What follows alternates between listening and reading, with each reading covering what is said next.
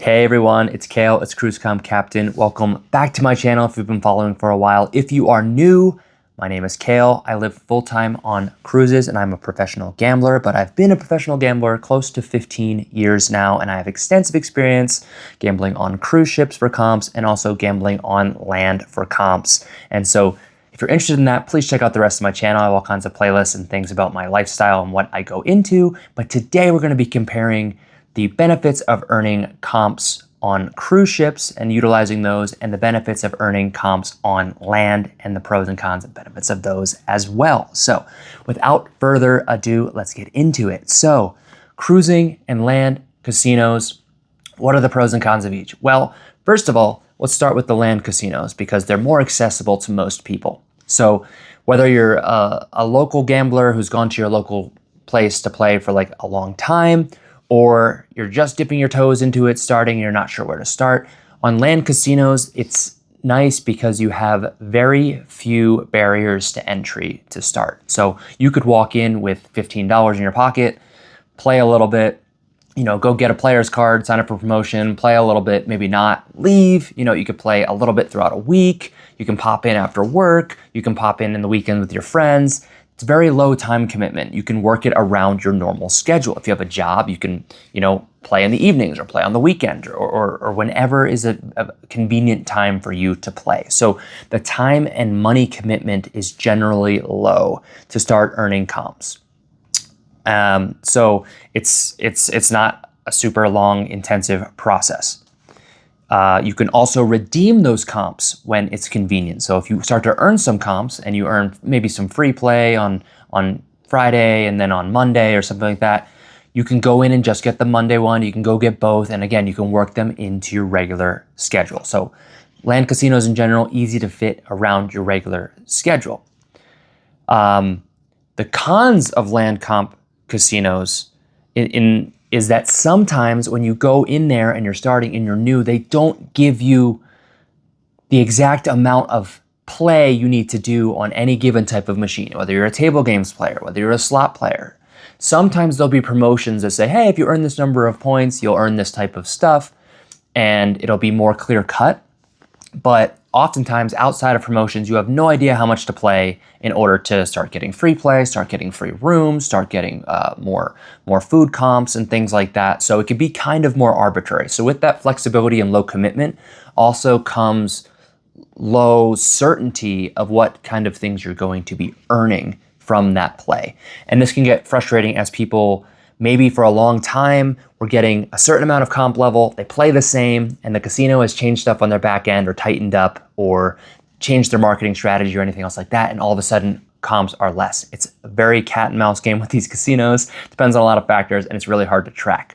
So that can be one of the cons, is that it's also sometimes if they spread your free play out, some casinos that I've frequented in the past would, at first they'd be like, oh, come in and get your month's worth of free play right away if you're from out of state. But then if you're a local or something like that, they spread your free play across like 20 different days of a 30-day month. And it can be tedious to go in and redeem the comps that you've pretty much already earned just to get them out. You have to go different free play instead of giving you all your free play at once. It's like free play a little bit on Monday, a little bit on Tuesday, a little bit again on Friday, a little bit on Saturday. And if you want to get what you earned, you have to go in each individual time. And some of them have very short expiration things like, okay, if you don't come in today, it's gone.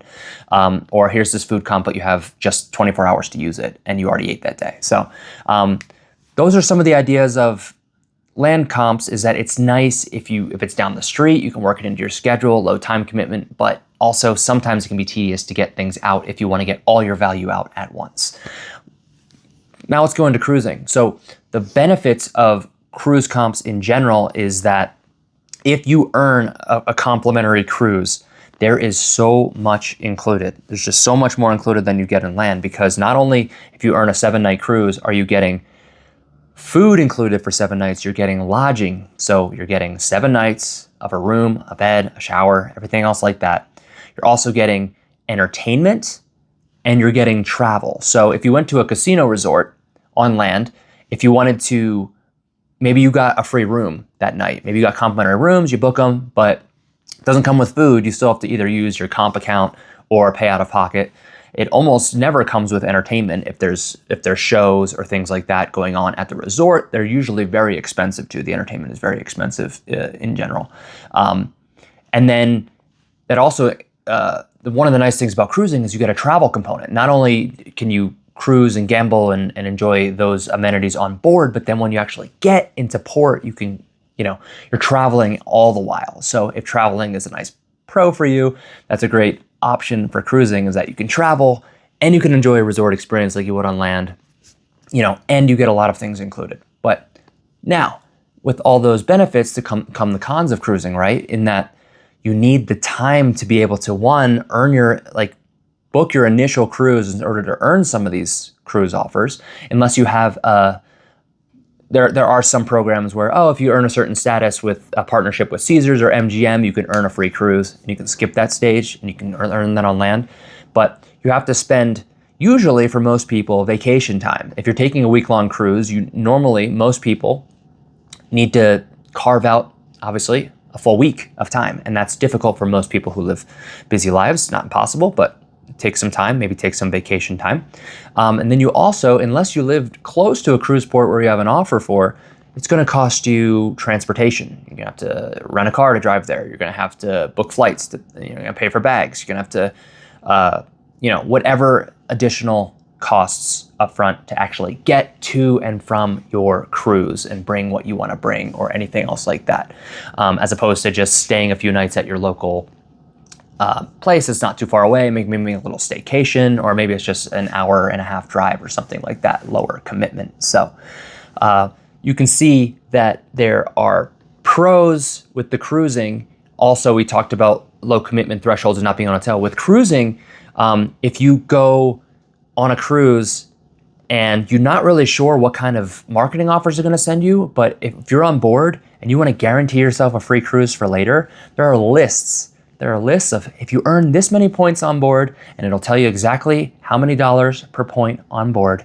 If you earn this many points on board, you will earn this cruise or these set of cruises. And the benefit of that too is that I think with cruising, one of the pros too is that you get overcomped in a lot of ways. If you go on a cruise, the cruise line will send you tons of mailer offers if you play past a certain amount. So not only can you tell exactly what you can earn for a guaranteed cruise next time, but oftentimes cruise lines will send you tons and tons of mailers with tons and tons of cruise offers, because unlike on land where they don't expect you to be able to take all these offers, they don't expect you to have the time, the resources, the energy to be able to get away from your everyday life and take lots of cruises, so they overcomp you.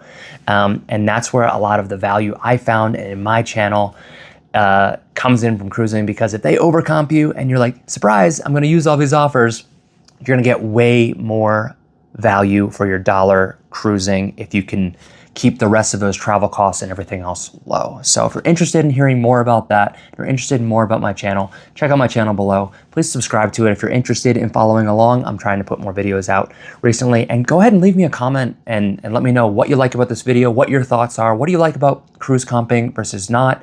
Do you like playing on land? Do you like playing on cruises? And if you have any other additional questions for me, I put out a lot of Q&A videos from those questions in the comments. I answer almost every single one. So please, let's make this community. Reach out to me. Let's all learn more about cruising and gambling and comps, and let's enjoy our time together. So thank you so much for those who have watched this video, and I'll see you in the next one.